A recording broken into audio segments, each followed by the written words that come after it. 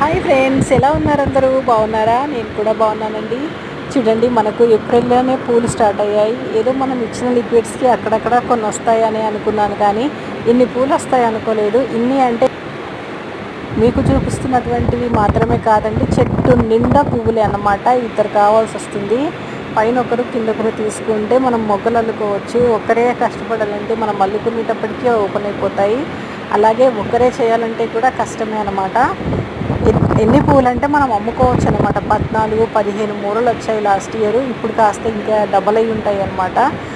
ఒక 30 మూరల వరకు వస్తాయి అన్నీ కోసుకుంటే. కానీ అన్నీ కోయడం సాధ్యం కాదండి. కొన్ని మధ్యలో ఉంటాయి కదా, ఇంటి పైకి కొన్ని, కింద నుంచి కొన్ని తీసుకుంటాం. మధ్యలో ఉన్నవి తీసుకోవడం ఇబ్బంది అనమాట.